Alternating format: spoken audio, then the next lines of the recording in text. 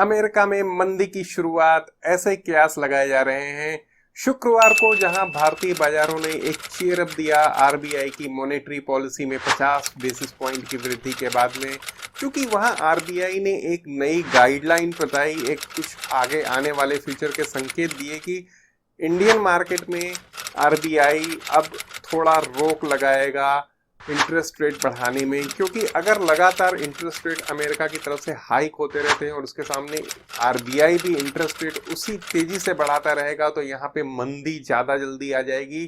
क्योंकि developed country और developing countries की अपनी अलग अलग प्रॉब्लम्स होती हैं। इसी वजह से आरबीआई ने फ्यूचर प्लानिंग में बताया कि यहाँ पे एक ब्रेक लग सकता है इंटरेस्ट रेट वृद्धि को लेकर के, और इसी वजह से भारतीय बाजारों ने चीयर अप दिया। काफी अच्छी शॉर्ट कवरिंग देखी गई, क्योंकि शॉर्ट्स मार्केट में बहुत थे। ये बात मैंने पहले भी की थी कि शॉर्ट्स बहुत है, जिस दिन भी कवर होंगे तो बहुत तेजी से मार्केट ऊपर की ओर उछलेगा, और वही हुआ उस दिन, शुक्रवार के दिन।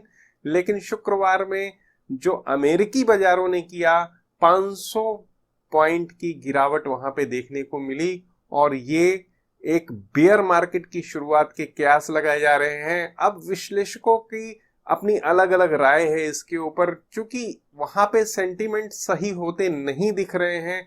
आगे आने वाले भी कुछ महीने ऐसे उनको महंगाई में प्रॉब्लम्स रहने वाली है, और इसी वजह से वहां पे जो तेजी से इंटरेस्ट रेट बढ़ाए जाने की गाइडलाइंस हैं उसके ऊपर एक्शन होता दिखेगा, और वहां से मंदी गहराते दिखेगी। इसलिए अमेरिकी बाजार अब निगेटिव टेरिटरीज में ट्रेड करते हुए, और काफी अच्छी गिरावट वहां देखी जा रही है, और एक बियर मार्केट का कयास लगाया जा रहा है।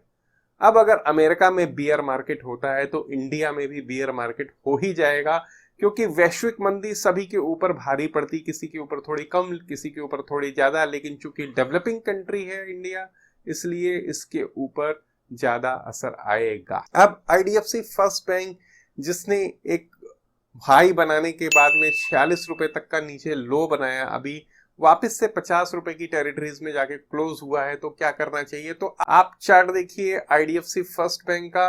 इसमें अगर हम फिबोनाची रिट्रेसमेंट का यूज करें तो बिल्कुल 50% रिट्रेसमेंट हुआ है, यानी अपर स्विंग से लेकर के जो लोअर स्विंग मिला है उसमें एक 50% का रिट्रेसमेंट मिला है, यानी 50 रुपए वो लेवल है अहम, जिसके ऊपर इस स्टॉक को क्लोज होना था, लेकिन अभी नहीं क्लोज हो पाया है।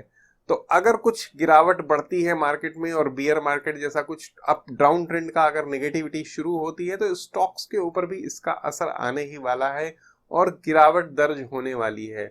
लॉन्गर टर्म इन्वेस्टमेंट में जो लोग हैं उनको कोई भी प्रॉब्लम नहीं है, लेकिन अब थोड़ा सा यहां से कॉशियस होने की जरूरत है कि गिरावट में खरीदारी थोड़ा संभल के करें, और हर उछाल पे मुनाफा बुक करें। ऐसी रणनीति रखेंगे अपनी स्टॉक की कीमतों को नीचे ला सकेंगे, वो एवरेज हो सकेंगी।